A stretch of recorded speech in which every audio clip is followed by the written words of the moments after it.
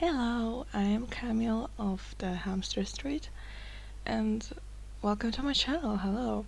So, I don't know if you guys noticed, but there's not a lot of content. There is a lot of content on YouTube in general, but I think there's kind of a lacking number of manga YouTubers, or people who specialize in manga in general. There's a lot of people who specialize in like anime and do analysis of anime. Some people do manga as well, but I feel like there's a bit of a blind spot there, so I was thinking maybe I could do that too. Yeah, I am very nervous to make this video, not because I'm stressed of anything in particular, but more importantly, I don't fucking know how you make YouTube videos. Most importantly, I just wanted to kind of talk casually, like we're friends, and tell you about the things I read. Hopefully, I'm not gonna take up too much of your precious time. Let's be honest, we don't have precious time, we just waste our time on TikTok and stuff like that. Please don't do that. I would like to start up with manga section, mostly because I read manga so much.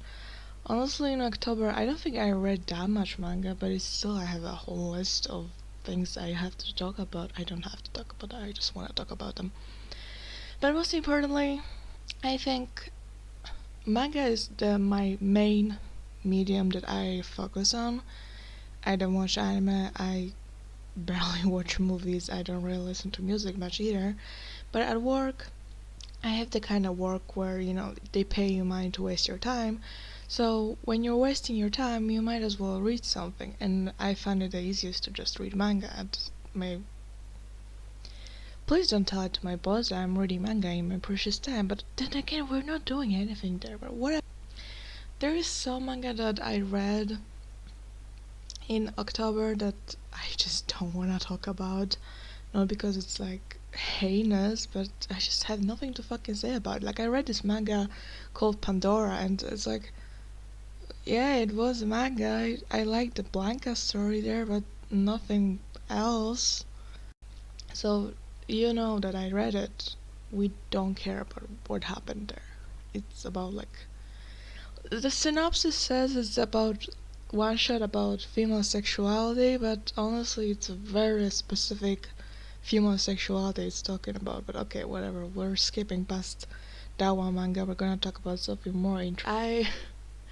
It was so long. It took me so long to find where this really cute girl comes from, because I'm very up to date when it comes to Japanese popular manga, especially shoujo series. And I saw the girl, what was her name? Rui, something like that. I swear I'm not a fake fan of the series, but I always thought she's super cute, and I kind of mismatched her with something darling serious. I'll put it here on screen so you know what I'm talking about.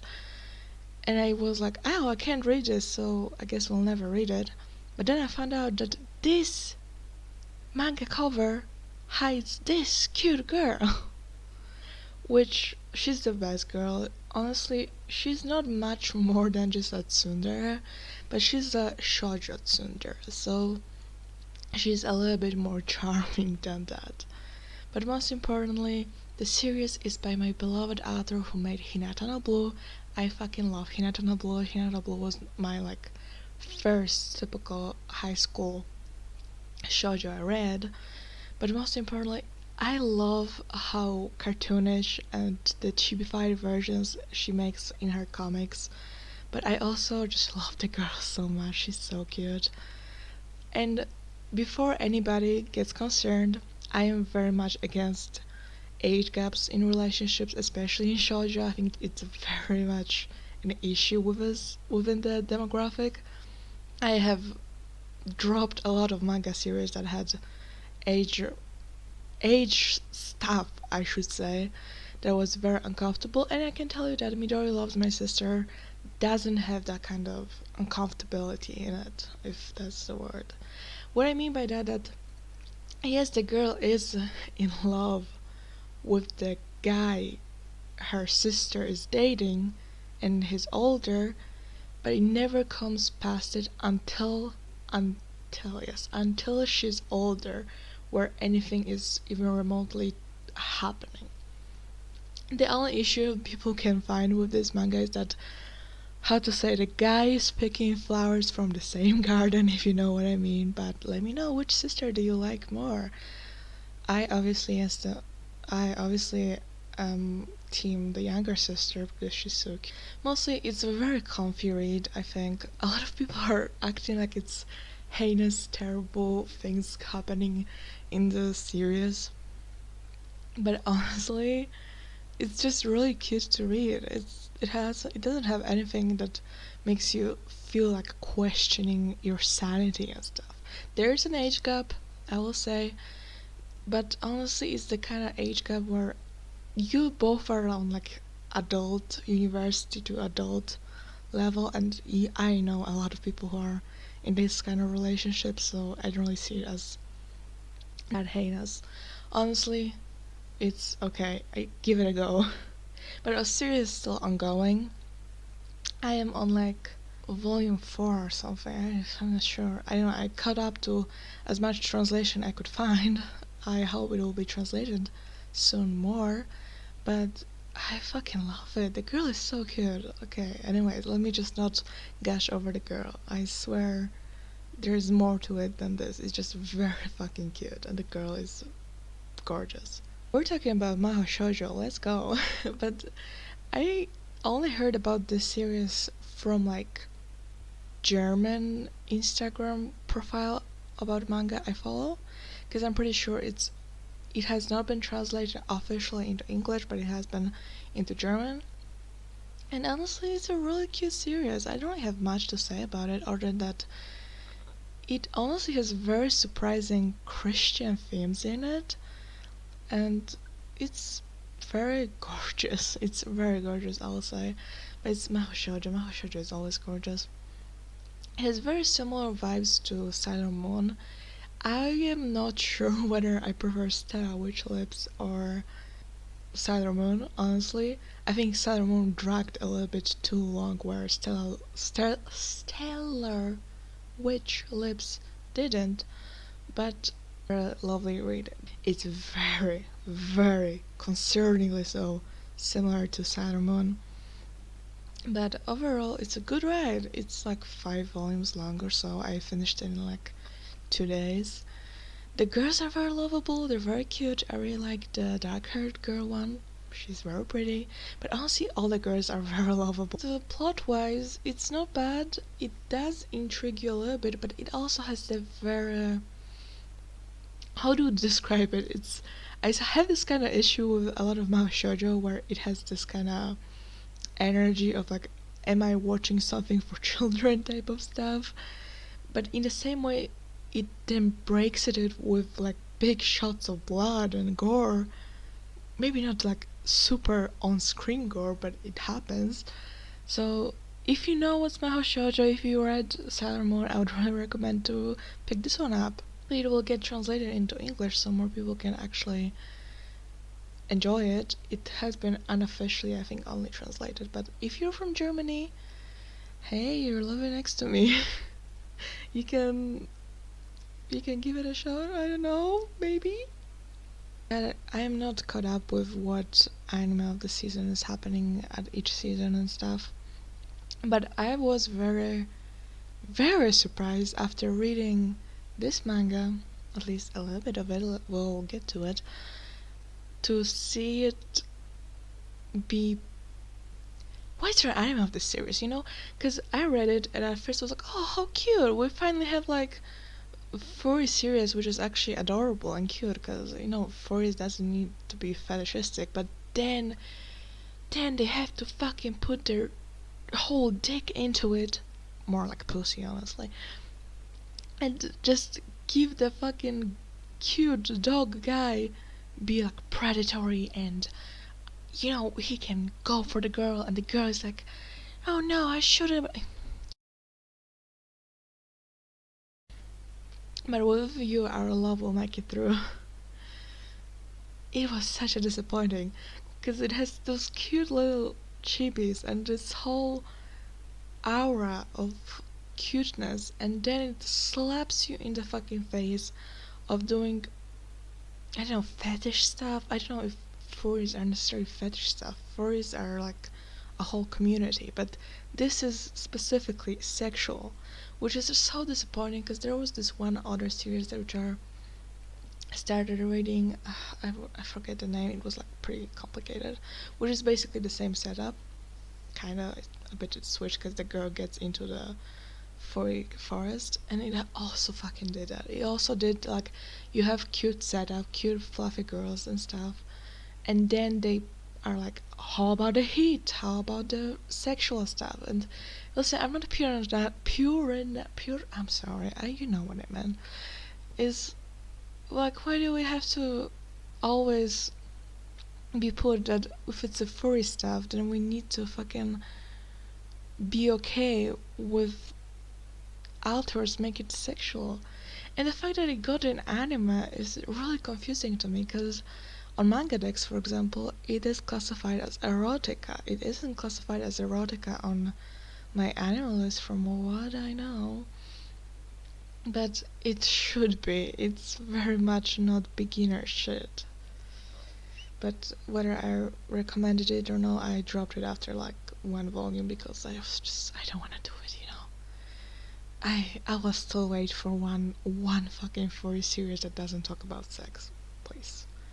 Do you guys like angsty lesbians? Because this is what the series is about. It's about, honestly, sit here with me.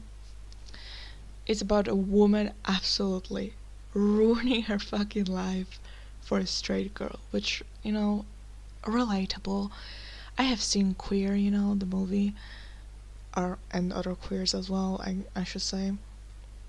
And it's so nerve-wracking to know, because the setup is basically the girl kills the husband of her crush, which she had a crush on her since high school, and the girl, the crush she killed the husband of, asked her to. So technically the two of the people are here responsible in a way. But one person loses everything and the other person loses basically nothing. Because, I don't know, it's when I read this series, I kept thinking about the fact that this lesbian had a 10 years relationship with a woman she loved, and then decided to run away with the straight girl she once had a crush on, kill her husband, and become a fugitive. For what? Like, this girl doesn't even like her. I should say woman, they're adult women, not just girls, but hey, we all can be girls. Well, I can, I'm a boy, but whatever. Most importantly, Gunjou is a very confusing ride. I don't know if I necessarily can recommend it, because a lot of people that I have seen on the internet talk about like feminism of the series, but here's a spicy one from me. Just because a series talks about women's issue doesn't mean it's feminist. My goodness. I think it's more like girl failure kind of series than girl winning, you know? And also, near the end, the fucking dialogue drags so much that it was losing me so much at the end. Like, last volume was very much a page turner, not in a good sense, as in, let me get through this shit, you know? The beginning was nice, the middle was nice. I really liked the story about the girl that was broken up with because somebody decided to ruin their 10-year relationship to run away with a straight girl. But how great. But honestly, I think this series would be very beneficial if it was through perspective of the ex-girlfriend of the main murderer, I guess. But do I recommend it? Honestly, give it a fucking try. I don't know, it's about adult women that look like adult women, which is not very much something you see in manga a lot of times. But is it really good? I don't know. Maybe watch Queer if you wanna see somebody ruin their life for somebody who might or might not be straight. This is a memoir, and this manga starts up with grilling meat on human on fire in Mexico. If that interests you, maybe you should read the series. I have very confusing feelings towards the series because it was just such an intense opening to start off this what really happened, that this guy or girl, he's shown as a girl in the manga, he's eating the meat that was cooked in the fire that a man burned in. I don't know, it's kind of an intense start to a series, which I might pick it up again at some point. For now, I'm kind of... it's a little bit much. It's a little bit much. I have bought, pre-ordered, Even If You Split My Mouth whole series in Polish, which I'm counting from volume 1 to 11, and I have it all. And I loved it till volume 4, and then I started reading it again. I was like, wow, it's not very good. It's kind of actually uninspired. The girl is very cute, obviously, but listen, it's manga. There will be a lot of cute girls. It's not any reason to stay with the series. But most importantly, what is disappointing, you know? Maybe I'll finish it at some point. I do have a whole physical series of it, but I don't know why are we having... I don't know what to say about it. It's just kind of disappointing. It was supposed to be my Halloween read. I was like, wow, I'll finally finish it, and then I was on volume 7. I was like, can it please end? Can I be over with it? I mean, it's a shonen series. I probably shouldn't have been having such high expectations towards it, but I don't know, how do relationships is shonen? It's fucking great. So would I recommend it? I don't know. If you like the girl, I guess. Caught up with Household Husband to, I think, one of the earliest volumes in English, and physically I have the earliest volume from a Polish publisher. I fucking love the way of Household Husband. It's such a comfy read for me. It's one of my favorite mangas because even though it has been going for how many volumes already? Almost like 20, isn't it? For like years. It's still fresh, it's still funny, it's still absolutely beautifully drawn. But most importantly, it's just such a fun read. I don't have much to say about it. It's just I really caught up to it in that month of October. That month. Why did I say that month? This month, I guess. And I must say, it's good. You should read it. I'm really terrible at selling it to you, don't you? But it's good, okay? It's kind of hard to say something about a comfort series you like, other than it's good, you know? Thank you. Change of scenery, as you can see. A little bit more good nighty feel, if you could tell. Tell me if the blue light is better or the you don't care. You don't care if it's blue or orange, but tell me if you wanna improve the show. I plan on doing more videos like this. But yeah, I decided to also make a little bit of a whole section, so just hear and enjoy. It's pretty short, just books I got this month, as in October. It's now November while I'm filming this. I'm sorry, it took a very long time to get a camera and to figure out editing, but here it is.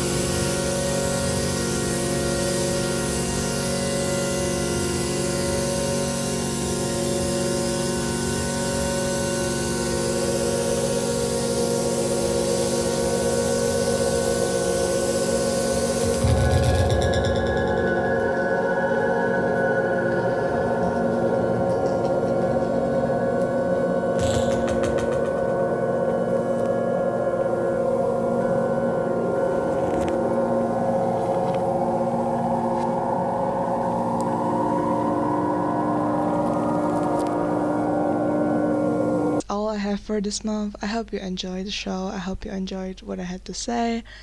I am still kind of trying to figure out the setup. I look differently depending on what I wear.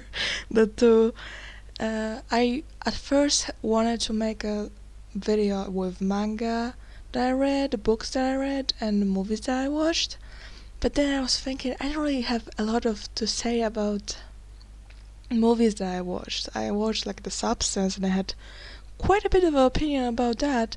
But generally speaking, I have like one sentence to say about the movies I watched, and I don't know if YouTube is necessarily lacking movie-related content. But I would like to focus on like manga, maybe light novels. Although I don't really read light novels. But yeah, let me tell me if you wanted something more in the shows, because I would like it to be a monthly thing of a little bit of a wrap up. I also would like to do with my channel a little bit of analysis of few series. Now I'm thinking of making a video about Revolutionary Girl Utena. I also wanted to make one about I Love Your Karate, because I love that manga so much, and a lot of people seem to as well. But I am open to suggestions. If you've come to this channel, welcome. I hope we're gonna be here for a long time. I always wanted to make YouTube videos, so it's dream come true to be able to do it. I don't know how much I'll be making content in like November. Now it's November. In like December, because I'll be coming back to work, and now I'm on like my vacation. Health issues, you know. But yeah, thank you for watching, and subscribe if you wanna see more. There will be more probably Revolutionary Girl Utena analysis. And any improvement you would like to see from me, other than like camera and microphone, I'm sorry I'm not able to do that right now. But yes, thank you!